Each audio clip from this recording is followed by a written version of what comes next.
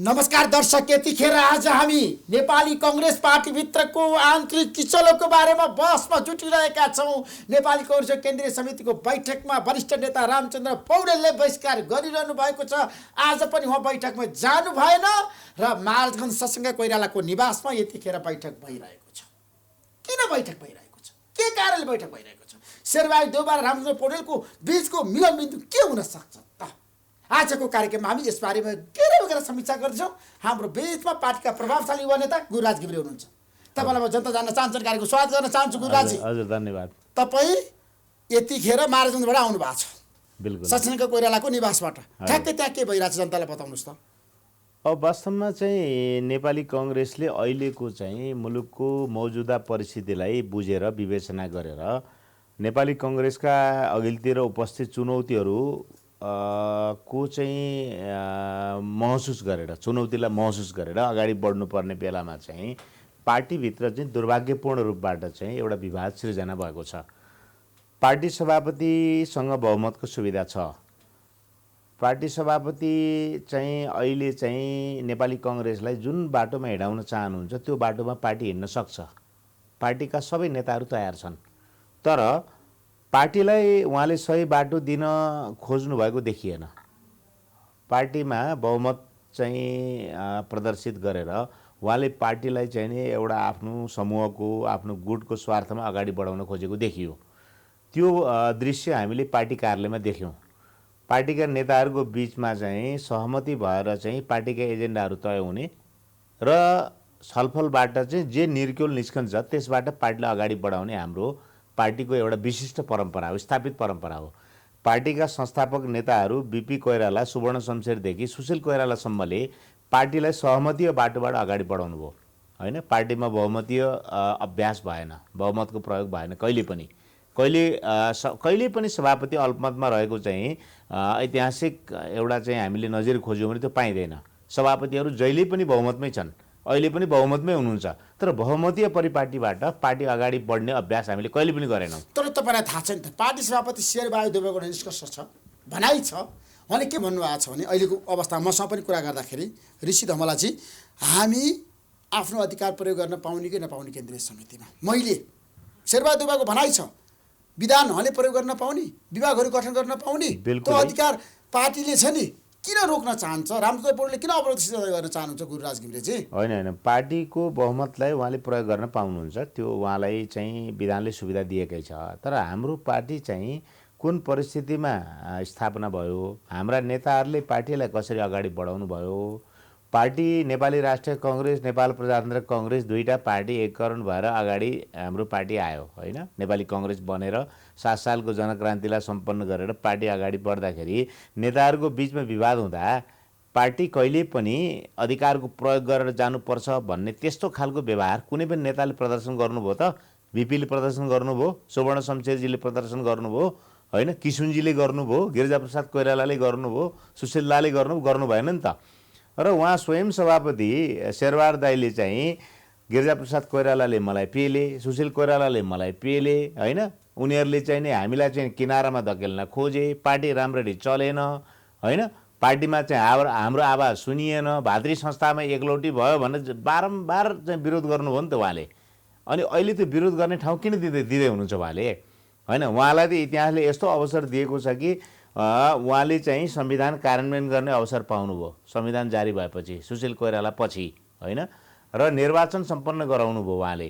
र अब अहिले चाहिँ साँच्चै भन्ने हो भने मुलुकमा एक प्रकारको भीमकाय उपस्थिति छ कम्युनिस्टहरूको संसदमा। अजङ्गको पहाड बनेर उभिएका छन्।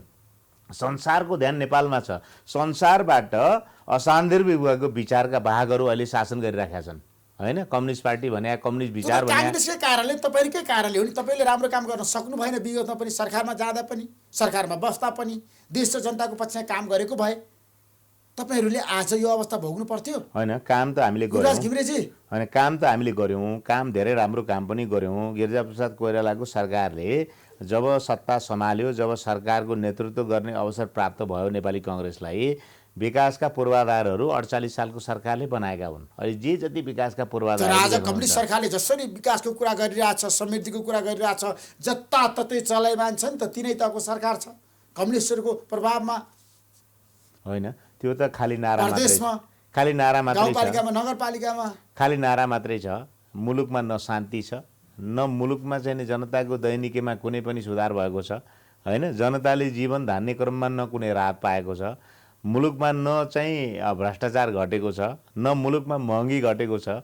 होइन, न मुलुकमा कुनै पनि प्रकारको अमन चयन कायम भएको छ। मुलुकमा कुनै पनि सुधार भएको छैन। उहाँहरूले सुखी नेपाली, समृद्ध नेपाल भन्ने नारा अगाडि सार्नु पनि निर्वाचनमा, त्यसको एक अंश पनि कहीँ पनि उहाँहरूले प्रदर्शन गर्न सक्नु भएको छैन। त्यसको कहीँ पनि सङ्केत देखिएको छैन नि अहिले। होइन, केपी ओलीजीको नेतृत्वमा सरकार बन्यो। यो सरकारप्रति त वास्तवमा साँच्चै भन्ने हो भने 46 सालको परिवर्तनपछि नेपाली कङ्ग्रेसको सरकारबाट अपेक्षा गरे जनताले। होइन, 62-63को जनआन्दोलनपछि प्रचण्डको सरकारबाट अपेक्षा गरे जनताले।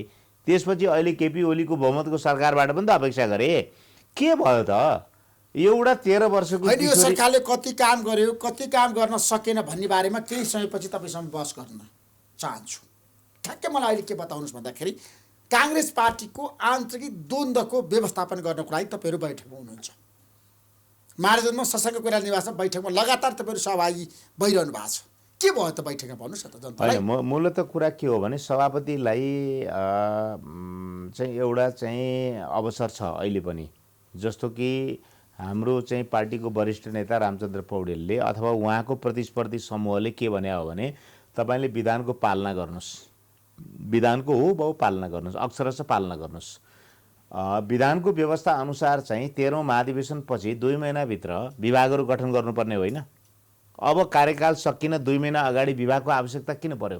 तपाईँहरूले विभाग गठन गर्न नदिएको कुरा त शेरबहादुर देउवाले बताउनु भएको छ। होइन होइन, विभागहरू जम्मा 28 वटा छन्, जम्मा विभागहरू विधानमा। अब उहाँ 41 वटा विभागको प्रस्ताव ल्याउनुहुन्छ। होइन, कुन आधारमा, के आधारमा ल्याउनु? विधानमा व्यवस्था छ, सरासरी अवैधानिक प्रस्ताव होइन यो। सुरुदेखि नै शेरबहादुर देउवा सभापति भइसकेपछि तपाईँहरूको असहयोग रह्यो नि त। उहाँले होइन होइन, बिल्कुलै मलाई पार्टीका मेरा साथीहरूले असहयोग गरे म सभापति हुने बित्तिकै। होइन, बिल्कुलै रामचन्द्र पौडेल, होइन, गलत कुरा। प्रसाद सिटौला, शेखर कोइराला सबैले असहयोग गरे भने बताउनु। बिल्कुलै होइन, सभापतिलाई कसैले पनि असहयोग गर्दैन। र शेरबहादुर देउवा हाम्रो पार्टी सभापति यदि भाग्यमानी व्यक्ति हुनुहुन्छ, उहाँले सर्वाधिक सहयोग प्राप्त गर्नुभएको छ। किनभने रामचन्द्र पौडेल जस्तो सरल मान्छे, रामचन्द्र पौडेल जस्तो गुटबन्दी नगर्ने मान्छे, रामचन्द्र पौडेल जस्तो भाग नमाग्ने मान्छे। रामचन्द्र पौडेलले बारम्बार के भन्नुभयो भने 60-40 को यो भागभण्डाको परिपाटी मैले सुरु गरे त होइन, यो त गिरिजाओली पार्टी मिलाउने क्रममा शेरबहादुर दाइ र उहाँको सम्झौता भयो। त्यसलाई निरन्तरता सुशील दाइले दिनुभयो। म भागभण्डाको पक्षधर होइन। होइन, भागभण्डालाई चाहिँ मैले एउटा संस्कृति बनाउन चाहन्न, परम्परा बनाउन चाहन्न उहाँले भन्नुभयो। होइन, त्यति सजिलो अपोनेन्ट, त्यति सजिलो प्रतिस्पर्धी शशाङ्क कोइराला जस्तो सजिलो महामन्त्री हुँदा उहाँले 2 महिनाभित्र विभागको प्रस्ताव किन ल्याउनु भएन? उहाँले कसले रोकेको थियो? बहुमत उहाँसँग थिएन? बहुमत उहाँसँग थियो, किन ल्याउनु भएन? उहाँले नै जवाब दिने कुरा हो। अब अहिले आएर कार्यकाल कारणले गर्दाखेरि रामचन्द्र पौडेलले पनि भाग खोज्नुभयो, त्यतिखेर शशाङ्क कोइरालाले खोज्नुभयो, शेखर कोइरालाले खोज्नुभयो, प्रकाशमान सिंहले खोज्नुभयो नि भागभण्डा। विभागको कुरा गर्दाखेरि रिपोर्टर्स क्लब चलाउने अभिभारा त तपाईँको हो नि त, त्यसको सभापति हो नि। रिपोर्टर्स क्लबका सदस्यहरूले मलाई रिपोर्टर्स क्लब चलाउन दिएनन् भन्यो भने तपाईँलाई मान्छेले के भन्छन्? मान्छे हाँस्दैनन्। कुरा के हो भने पार्टी सभापति उहाँ हो नि त, पार्टी चलाउने उहाँले हो नि त। महाधिवेशनले 4 वर्ष पार्टी चलाउने जिम्मेदारी उहाँलाई दिएछ नि, म्यान्डेट। पार्टी त उहाँले बहुमत प्राप्त सभापति हो नि त उहाँ। होइन, अहिले मनोनित गरिसकेर त पदाधिकारीमा पनि बहुमत छ, केन्द्रीय समितिमा बहुमत छ, साँच्चै भन्यो भने 2/3 बहुमत छ उहाँको। अनि उहाँले किन चलाउनु भएन पार्टी राम्ररी? होइन, उहाँहरूले त सुरु यस्तो गरिदिनु भयो कि त्यसमा रामचन्द्र दाइ र शशाङ्क दाइहरूको अरू नेताहरूको पनि कमजोरी छ। जस्तो निर्वाचन अगाडि संसदीय बोर्ड उहाँले बनाउनु भयो। संसदीय बोर्डको व्यवस्था हाम्रो जम्मा 15 सदस्य हो। संसदीय दलको नेता पदेन हुन्छ, 14 जना चाहिँ पदाधिकारी सहित सदस्यहरू हुन्छ। उहाँहरूले कति बनाउनु भयो? 25 सदस्य बनाउनु भयो। त्यो विधानले सुविधा दिएको थियो, उहाँहरूलाई अनुमति दिएको थियो। अवैधानिक काम होइन। निर्वाचन हार्नमा संसदीय बोर्डको गठन सबभन्दा बढी जिम्मेदार छ। उहाँले कार्य सम्पादन कति बनाउनु भयो? विधान विपरीत बनाउनु भएन उहाँले कार्य सम्पादन।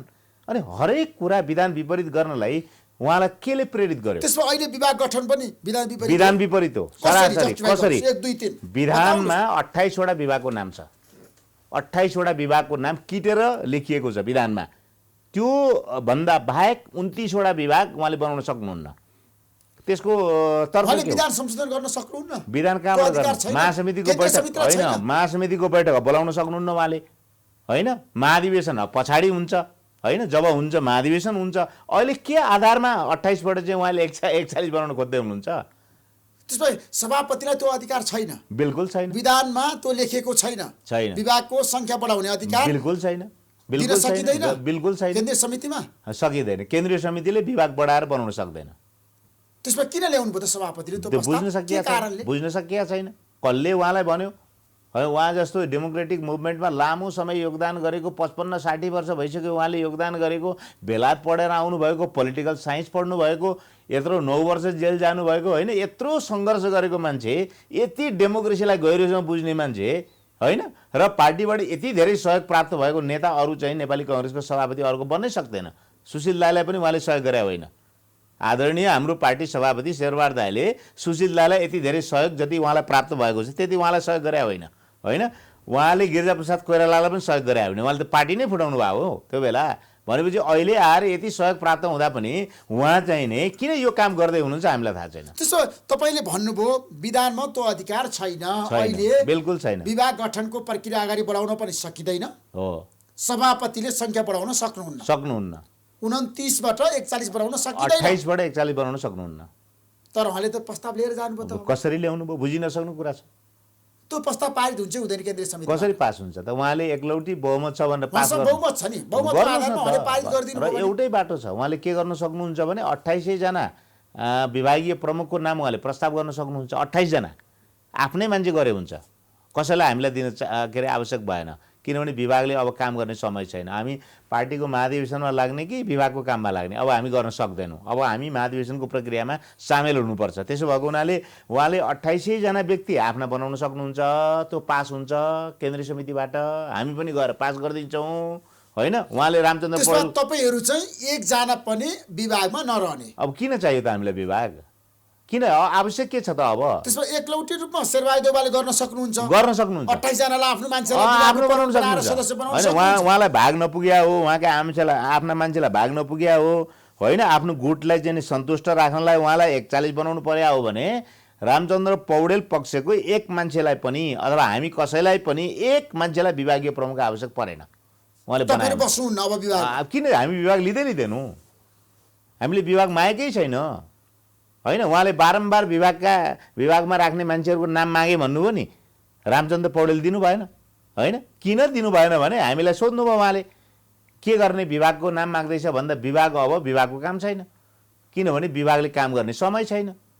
विभाग किन नाम दिनुहुन्छ? विभाग नाम दिन जरुरी छैन भनेपछि उहाँले नाम दिनु भएन। भनेपछि उहाँले अब विभागको कुनै औचित्य छैन। अब तर 60 र 40 मा चाहिँ रामचन्द्र पौडेलले प्रस्ताव राखेको शेरबहादुर देउवा छ भनेर समाचार बाहिर आयो किनभने उहाँले कति सत्यता छ ठ्याक्कै भन्नुस् त? सत्यता छ। तपाईँले भन्नुभएको कुरामा सत्यता छ, बाहिर हल्ला आएकोमा पनि सत्यता छ कि विदेश विभाग, जनसम्पर्क विभाग, सङ्गठन विभाग र अर्को प्रचार विभाग, 4वटा विभाग उहाँ राख्ने होइन। खसी काट्ने, मासु सबै राख्ने, मतलब महत्त्वका दृष्टिकोणबाट सबै विभाग राख्ने, अरू छाँटिएका छनौट भएका विभाग दिने होइन। भाग दिने हो, छुट्टै दिने उहाँले। अनि त्यो विभाग चाहिँ कसले लिनुपर्ने? अर्को पक्षले लिनुपर्ने। त्यो के जरुरी भयो त? जरुरी नै छैन। पार्टी सभापतिले पार्टी चलाउनलाई, पार्टी सभापति सफल हुनलाई, पार्टीलाई बलियो बनाउनलाई पार्टी सभापतिले विभाग बनाउँछ त। तर शेरबहादुर देउवा पक्षधरहरूको भनाइ छ, गुरुराज घिमिरेजी, 15,000 कार्यकर्ताले जागिर पाउँछन्, क्रियाशील हुन्छन् अहिले विभाग गठन गर्दाखेरि। त्यसमा किन आपत्ति पर्यो? त्यो त उहाँले 2 महिनाभित्र थाहा पाउनु भएको थिएन र? उहाँले 2 महिनाभित्र थाहा पाउनु पर्ने होइन? 15,000 मान्छेले विभागीय सदस्य जिम्मेदारी पाउँछन्, पार्टी अगाडि बढ्छ भन्ने कुरा त त्यो त उहाँले 2 महिना अगाडि थाहा पाउनु पर्ने नि त। के भन्छ, केन्द्रीय महाधिवेशनको 2 महिना लगत्तै थाहा पाउनु पर्ने नि त। सभापति हुने बित्तिकै उहाँलाई थाहा थिएन? अहिले 4 वर्षपछि थाहा हुने? 15,000ले के काम गर्छन्? विभागको मिटिङ बस्न सक्छ अब? मिटिङ बस्ला काम गर्न सक्छ, कार्यतालिका बनाउनु पर्यो विभागले। के गर्ने? अभिलेख तथा अनुसन्धान विभाग मान्नु, तपाईँ कल्पना गर्नुहोस्। त्यसले देशभरिका कार्यकर्ताहरू, अप्ठ्यारो बेलामा काम गरेका कार्यकर्ताहरू, होइन, दुःख पाएका कार्यकर्ताहरू, जेल गएका कार्यकर्ताहरू, सर्वस्व हरण भएका कार्यकर्ताहरू, परिवारको सदस्य गुमाएका कार्यकर्ताहरू, तिनको अभिलेख राख्नु पर्यो भने त्यसले कहिले काम गर्ने? काम गर्ने त समय चाहियो नि त। अहिलेको समय त महाधिवेशन गर्ने हो, महाधिवेशनतर्फ अगाडि बढ्ने हो अहिले त। अनि अहिले विभाग कुरा गर्ने, त्यो पनि अवैधानिक 28बाट 41 बनाउने। तर सभापतिको भनाइ के छ भन्दा एक दिन नै किन नहोस्, मैले विभाग गठन गर्न पाउनुपर्छ। बनाउनुहोस् न त 28वटा विभाग आफ्नो मान्छे राखेर। कसले रोक्या छ? 28 जना बनाउँदाखेरि तपाईँहरूको विमति कहाँबाट विवाद हुन्छ? हामी विवादै गर्दैनौँ। सभापतिले राख्या समिति बैठक गरेर अनुमोदन बिल्कुल 28मा 28 उहाँले आफ्नो मान्छे ल्याउनुहोस्, आफ्नो मान्छेको नाम प्रस्ताव गर्नुहोस्। कसैले समर्थन नगरे पनि म समर्थन गर्छु। त्यसो तपाईँको समूहको बिचमा विवाद हुँदैन? बिल्कुल हुँदैन। 28 बनाउनुहोस्, आफ्नो मान्छे राख्नुहोस्, पास गर्नुहोस्, विवाद हो। तर 41 बनाउन पाइँदैन, विधानमै छैन। कसरी बनाउनु छ 41? यस्तो पनि गर्न पाइन्छ कहीँ? नेभी सङ्घ जस्तो संस्था बनाउने कुरामा छलफल छैन, बाहिर चर्चा हुन्छ। हामी सरकारवाला होइन। गिरिजाप्रसाद कोइरालाले हामीलाई सोध्ने, सुशील कोइरालाले हामीलाई सोध्ने नेभी सङ्घ बनाउने बेलामा। नेभी सङ्घमा त जीवन जवानी गएको छ नि त हाम्रो। किशुनजीले सम्म पनि हामी जस्तो फुच्चे कार्यकर्तालाई विराटनगरको महाधिवेशनमा कसलाई बनाउने बाबु, छातीमा हात राखेर भन्नुहोस् भन्दा हामीले सुझाव दियौँ। त्यो अवसर हामीले पायौँ। किशुनजीले पनि हामीलाई सोध्ने, नेभी सङ्घ बनाउँदा 32 माथिको ल्याउने कि मुनिको ल्याउने कि कसलाई ल्याउने, किन ल्याउने, अहिले कस्तो नेभी सङ्घ आवश्यक छ, होइन? नेभी सङ्घका साथीहरू कार्यालय जान्छन्, नेभी सङ्घका साथीहरू भेट हुन्छन्, उनीहरूसँग हामी आँखा जुदाउन सक्दैनौँ। अपराध बोध हुन्छ हामीलाई। 10-10 महिनासँग नेभी सङ्घले नेतृत्वबिन राखिया छ। किन? घर छोड्या छन् उनले, बाबुआमा छोड्या छन् उनले, पढाइ छोड्या छन् उनले, नेतालाई सर्वस्व मानेका छन् उनले। छ नि त। मैले पनि यसबारेमा धेरै बहस गरेँ। काङ्ग्रेसकै सभापति प्रकाश शर्माले यही कार्यक्रममा आएर भन्नुभएको छ है, तपाईँलाई थाहा छ, उहाँले स्पष्ट रूपमा भन्नुभएको छ, विधानमा 13औं महाधिवेशनपछि मात्र उमेरको हद तोकिएको छ। प्रकाश शर्माको प्रतिक्रिया। अनि उमेरकोमा उमेर धेरै विधान त बनाउनेमा मै छु नि त। विधान त हामी सहित प्रकाश शरण महत, एनपी साउद, हामी सबै भएर विधान बनाएको हो। विधानको स्पिरिट के हो भने 32 वर्ष उमेर नआएको व्यक्ति नेभी सङ्घको सदस्य हुन पाउँदैन र यो व्यवस्था 12औं महाधिवेशनदेखि लागू हुन्छ। यसलाई दुई किसिमले व्याख्या गर्न सकिन्छ। 32 वर्ष उमेर नआएको व्यक्ति नेभी सङ्घको सदस्य हुन पाउँदैन। यो व्यवस्था चाहिँ 12औं महाधिवेशनदेखि लागू हुन्छ। लागू हुन्छ। हेर्नुहोस् है, विधानको व्यवस्था 12औं महाधिवेशनदेखि लागू हुन्छ भन्ने कुरा लेखिया छ। त्यसलाई हामी दुई किसिमले व्याख्या गर्न सक्छौँ। अब 11औं सिद्धियो, 12औंमा प्रवेश गर्दैछौँ, 32 लागू गरौँ पनि हामी भन्न सक्छौँ अहिले भर्खरै, होइन? अब 11औं सिद्धियो नि त, 12औंमा हामी जाँदैछौँ, अब 32 लागू गरौँ पनि भन्न सक्छौँ। होइन, यो त 12औंदेखि लागू हुन्छ नि त।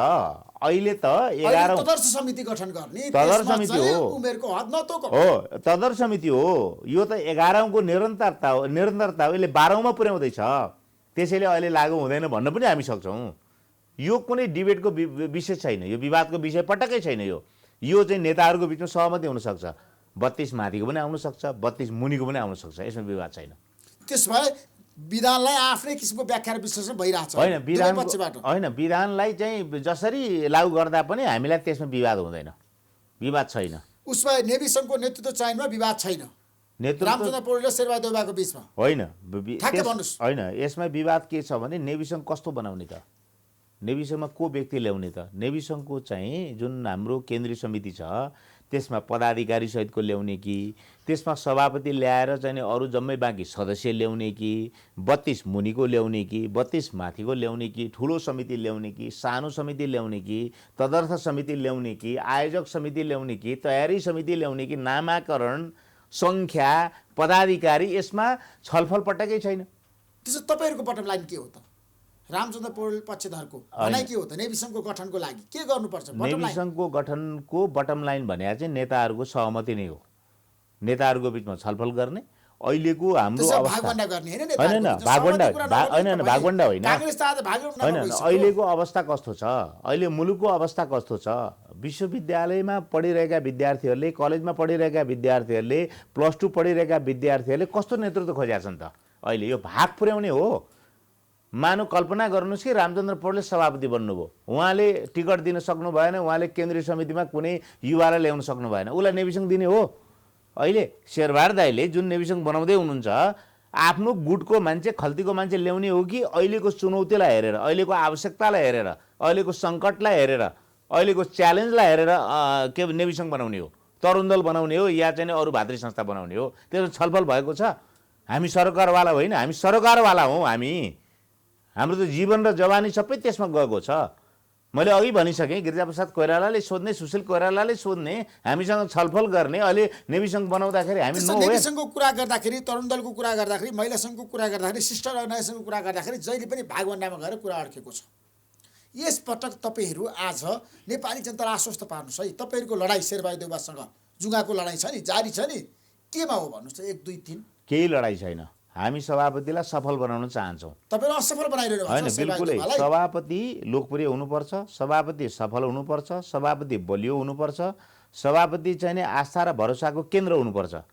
कुनै पनि एउटा सच्चा डेमोक्रेटले त्यो चाहन्छ। तर सभापति आफैले के गर्दै हुनुहुन्छ त? सभापतिले आफ्नो प्रतिस्पर्धी समूहलाई कस्तो व्यवहार गर्दै हुनुहुन्छ, प्रतिस्पर्धी समूहमा लागेका कार्यकर्तालाई कस्तो व्यवहार गर्दै हुनुहुन्छ, कार्यकर्ताको मूल्याङ्कन भएको छ कि छैन, पार्टीभित्र न्याय छ कि छैन, दण्ड र पुरस्कारको व्यवस्था छ कि छैन, होइन, पार्टीलाई आन्तरिक रूपबाट व्यवस्थित बनाउने कुरामा उदारतापूर्वक उहाँले भूमिका निर्वाह गर्नुभएको छ कि छैन? ल हेर्नुहोस्, एउटा कुरा मेरो आफ्नै कुरा गरौँ, उहाँले चाहिँ निर्वाचन एउटा परिचालन समिति बनाउनु भयो, त्यसका सदस्य राख्नुभयो, केन्द्रीय सदस्य जम्मै, त्यसका उपसमितिहरू बनाउनु भयो। उपसमिति बनाएर त्यसको पनि संयोजक होइन, उपसंयोजक मलाई बनाइयो। हेर्नुहोस्, मैले टिकट पाएको छैन, होइन, साथीभाइले मलाई खोज्छन्, होइन, आइज भन्छन्, बोलाउँछन्, होइन, विभिन्न कार्यक्रमहरूमा, होइन, मलाई त एउटा महत्त्वपूर्ण भाइटल भूमिका दिए हुन्थ्यो नि त। टिकट पनि नदिने, अवसर पनि नदिने, केही पनि नदिने, प्रत्यक्ष नदिने, समानुपातिक नदिने भनेपछि एउटा भूमिका दिनुपर्थ्यो नि त उहाँले। केही न केही हुँदा हुँदा उपसमितिको पनि उपसंयोजक, योभन्दा अनुदार व्यवहार के हुन्छ उहाँले गर्ने? कारण के हो? गुटको चस्मा हामीलाई हेर्ने, यो परचक्रीको व्यवहार। अब यसरी चल्दैन पार्टी, अब यसरी पार्टी चल्दैन। आत्मसमर्पणवादी हो नि त? बिल्कुल होइन, हामी कहीँ कतै आत्मसमर्पण हामी गर्दैनौँ। तपाईँहरू शेरबहादुर देउवाको अगाडि गएर विरोध गर्न सक्नुहुन्छ गुरुराज घिमिरेजी? अब यो त के भन्नुहोस् न नेपाली जनतालाई आज? अब यो कुरा के हो भने, यो आजसम्म चाहिँ हामीले सभापतिलाई हर तरहले सहयोग गऱ्यौँ, हर तरहले। म त सबभन्दा बढी चाहिँ उपेक्षित पार्टीभित्रको, तर सबभन्दा बढी सहयोग गर्नेमा म पर्छु। पार्टीले एउटा समिति बनायो, एउटा मात्रै होइन, कतिवटा समिति बनायो।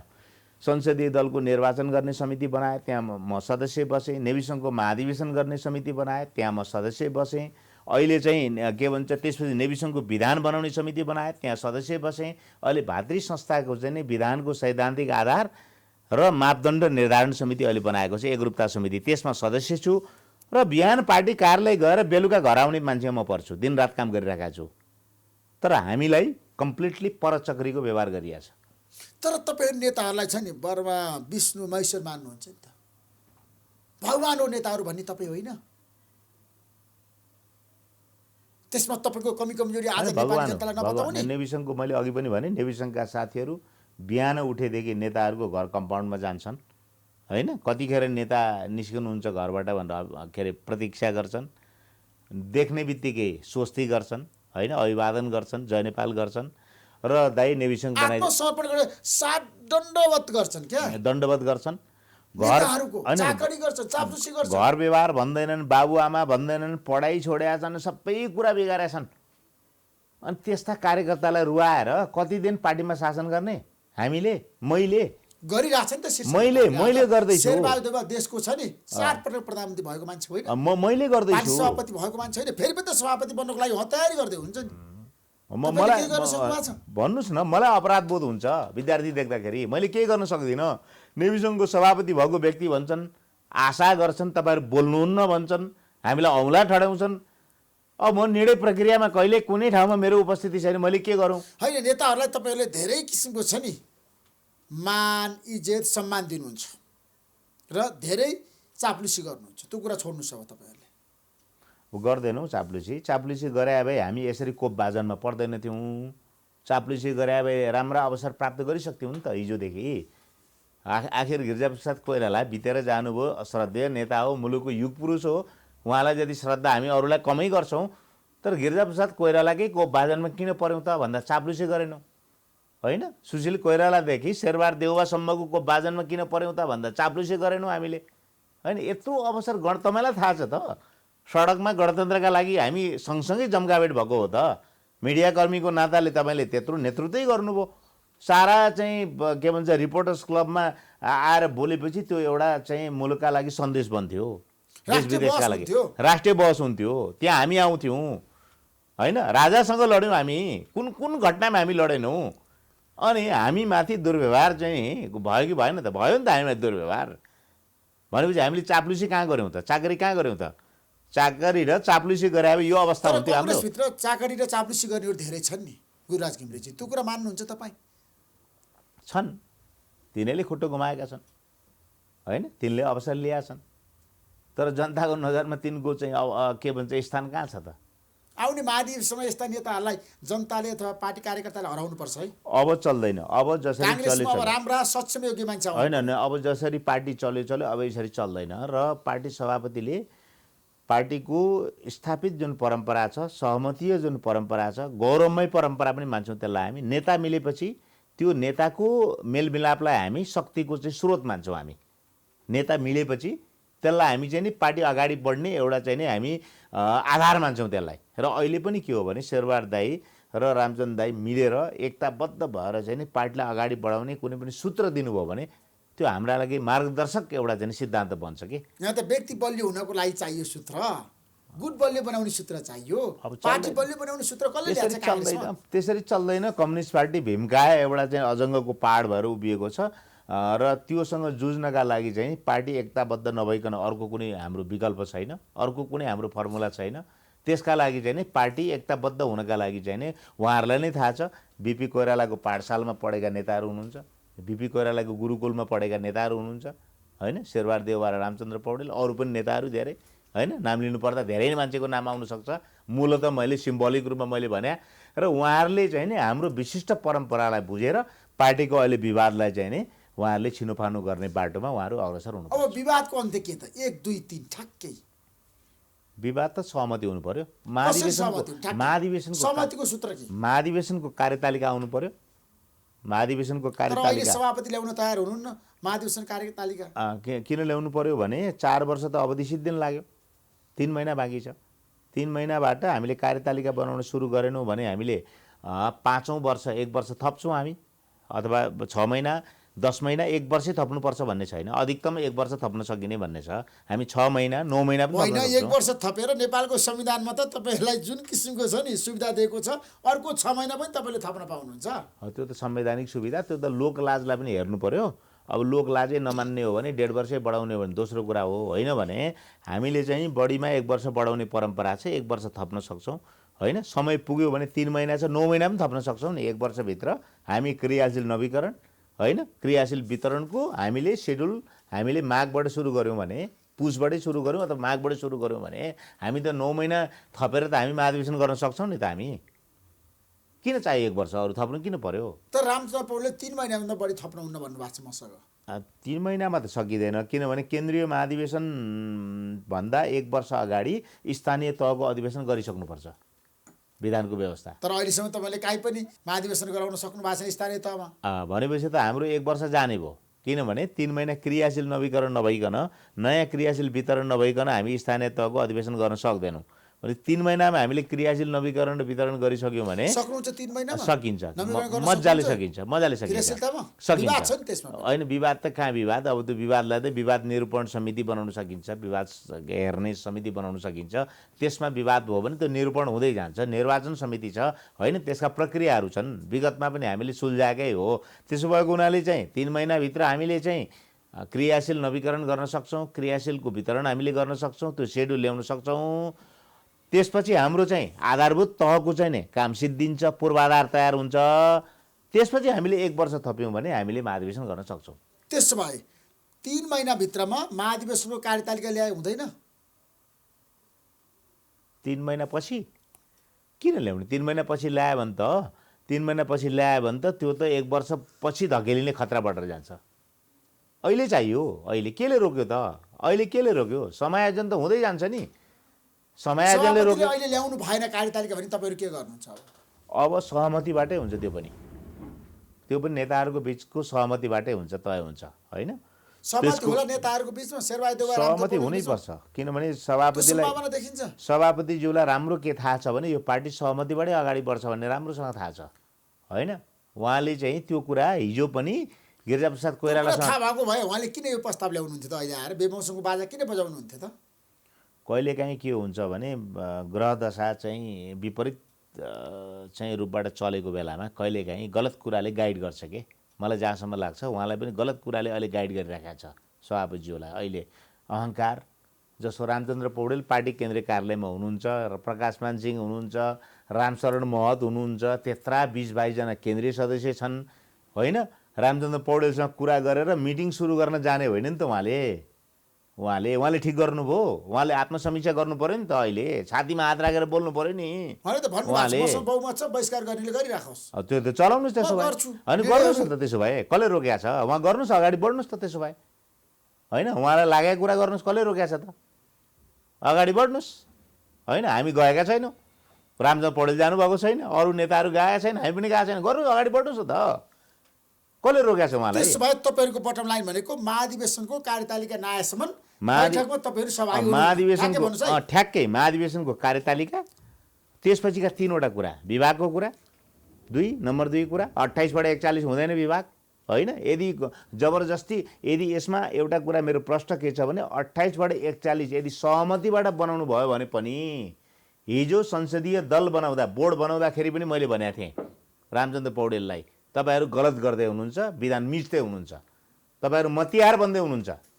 यो संसदीय बोर्ड 14 सदस्यबाट तपाईहरूले 15 सदस्यबाट 25 सदस्य बनाउँदै हुनुहुन्छ नि, यो तपाईहरूले विधान मिच्दै हुनुहुन्छ। इतिहासले तपाईहरूलाई राम्ररी सम्झिँदैन। अब यो नस्वीकार्नुहोस्। हामीले भनेको थियौँ हिजो कार्य सम्पादन उहाँहरूले विधान मिचेर बनाउनु भयो, यो नस्वीकार्नुहोस् भनेको थियौँ हामीले होइन। यदि अहिले 28/41 बनाउनु भयो यदि सहमतिबाट भने पनि हामी यसलाई, म चाहिँ यसलाई मान्दिनँ। यो अवैधानिक कुरा हो। र अर्को नेविसङ्घ बनाउने कुरा र तरुण दल बनाउने। तरुण दल 4वटा पोखराबाट जो बनेर आएका हुन् पदाधिकारी, 4वटै कायम छन्, कसैले कसैलाई हटाएको छैन, यसरी हटाउन मिल्दैन। 4का 4 कायम छ तरुण दल। 4वटैकै म्याद बढ्छ, केन्द्रीय समिति विस्तार हुन्छ र 6 महिनाभित्र अधिवेशन हुन्छ। यसमा सहमति हुन्छ, होइन भने तरुण दल नयाँ बनाउनुपर्छ र नेविसङ्घ बनाउँदा पनि छलफल गर्नुपर्छ। सहमतिको मिलनबिन्दु भनेको यही हो। यही 4वटा बटम लाइन पक्षधरको नेताको नाता यही हो। अहिले पनि छलफल त्यही भएको। शशाङ्क कोइरालाको घरमा यही छलफल भएर म यहाँ गएको। त्यसमा ठ्याक्कै मलाई बताउनुहोस्। अब तपाईँले प्रधानमन्त्री केपी शर्मा ओलीको राजीनामा कुरा पनि गर्नुभयो नि तपाईँले मसँग, किन भन्नुहोस् त? अहिले हेर्नु, संसारमा यसरी चाहिँ मुलुकको ध्यान, सम्पूर्ण ध्यान कार्यकारी प्रमुखको स्वास्थ्यमा केन्द्रित भएको उदाहरण चाहिँ संसारमा छैन। बिरामी हुन्छ हरेक व्यक्ति होइन। पञ्चतत्त्वको शरीर बिरामी पर्छ, कहिलेकाहीँ ज्वरो आउँछ अथवा अरू रोग पनि लाग्न सक्छ। तर हाम्रो देशको विडम्बना के हो भने हाम्रो प्रधानमन्त्री चाहिँ सम्पूर्ण रूपबाट डेथ बेडमा हुनुहुन्छ अहिले। साँच्चै भन्ने हो भने उहाँका 3वटा मृगौला फेल भइसके, 2टा आफ्ना, एउटा दिएको मृगौला फेल भइसक्यो। डायलिसिस गर्नुपर्छ हरेक दिन। उहाँ राम्रो बोल्न सक्नुहुन्न, उहाँ कार्यक्रममा जान सक्नुहुन्न, उहाँ क्याबिनेटको बैठकमा पुरा समय बस्न सक्नुहुन्न। यत्रो साग गेम भयो, उहाँ गएर सम्बोधन गर्न सक्नु भएन। भिडियो कन्फरेन्स गरेर उहाँले होइन, भिडियो सम्बोधन हामीले देख्यौँ नि उहाँले गरेको होइन। त्यसो भएको हुनाले उहाँको स्वास्थ्य एकदमै गम्भीर रूपबाट प्रभावित छ। उहाँ अस्वस्थ हुनुहुन्छ गम्भीर रूपबाट। उहाँलाई चाहिँ राम्रो स्वास्थ्य उपचारको जरुरत छ।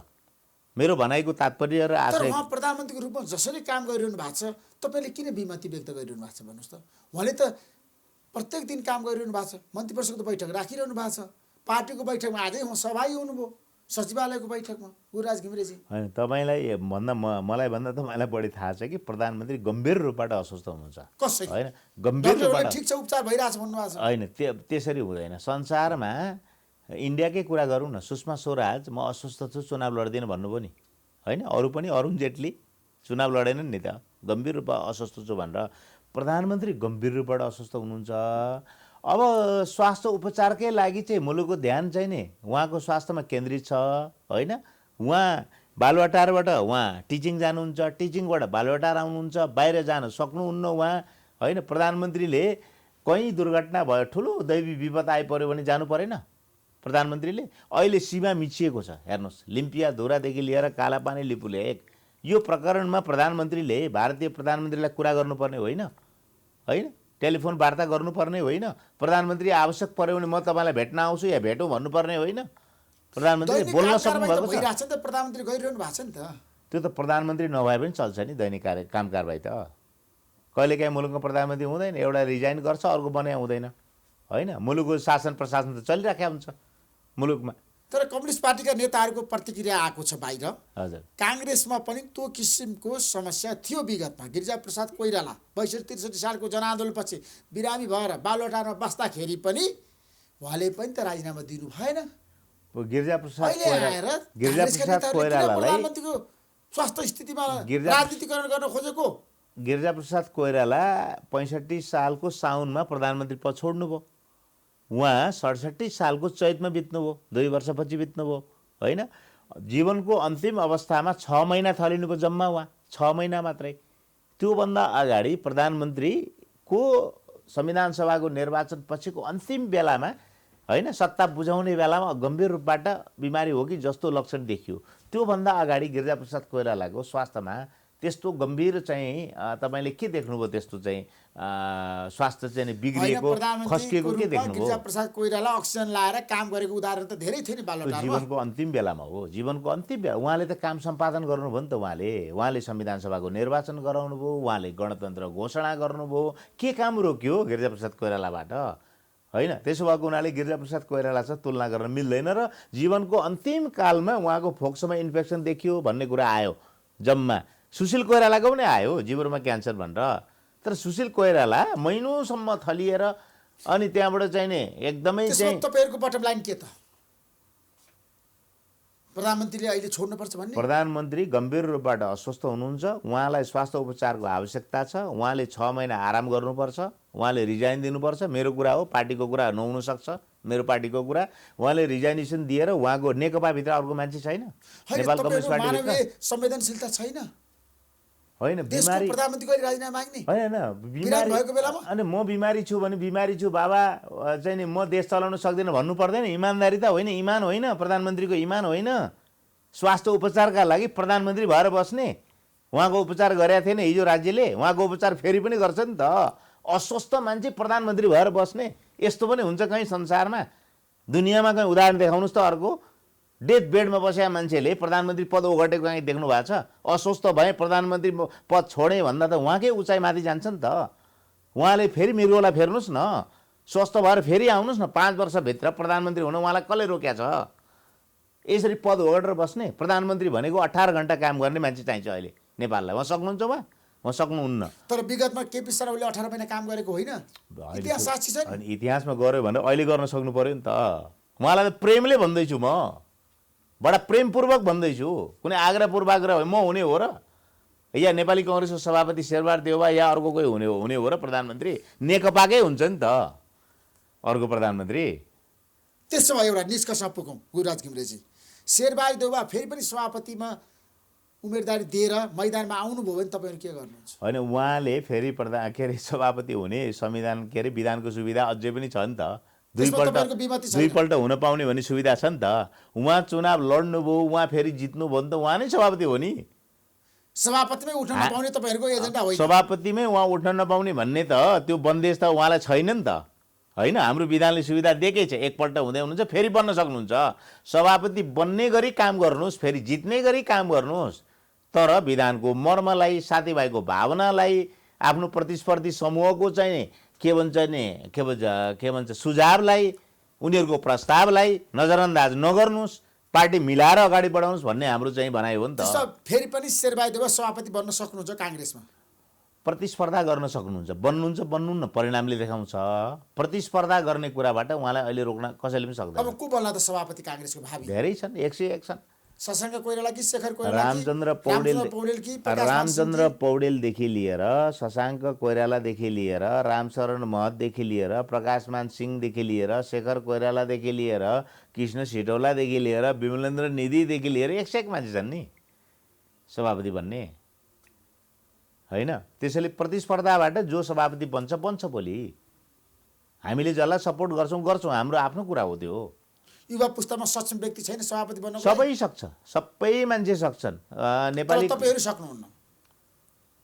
हाम्रो पुस्ता हेर्नुहोस् है, हाम्रो पुस्ता राष्ट्रपति बन्न सक्छ, हाम्रो पुस्ता प्रधानमन्त्री बन्न सक्छ। तर अहिले तत्काल हाम्रो कांग्रेस सभापति बन्न सक्छ यो पुस्ता? कुरा भइराखेको छ, सम्भव छ। हाम्रो पुस्तामा पनि छलफल भइराखेको छ। हाम्रो पुस्ताको लिडर छ तपाईँ होइन, हाम्रो पुस्ताको पनि कसलाई उठाउने कि हाम्रै पुस्ताको उठाउने कि भन्ने कुरा भइराखेको छ। तर त्यो किसिमको नेता छैन नि युवा पुस्ता। किन नहुने? 101 छन्। सर्वसम्मत रूपमा नेतृत्व हुनसक्छ, भोलि चमत्कार हुनसक्छ। हाम्रै पुस्ताको मान्छे उम्मेदवार हुनसक्छ भोलि। उम्मेदवार भएर के गरे? किन आजित छन् नि त सबै, पुरानो पुस्ताबाट आजित छन् नि। न पार्टी दौडिन्छ, पार्टी अहिले दौडिनु पर्ने घिच्रिराखेको छ नि पार्टी। अहिले पार्टी कुद्नु पर्ने होइन, अहिले कन्तबिजोको अवस्थामा छ। अहिले पार्टी घिच्रिने हो, पार्टी घिच्रिने हो, पार्टीलाई अहिले घिच्रिने अवस्थामा लाने हो अहिले पार्टीलाई। पार्टी त दौडिनुपर्छ नि त अहिले।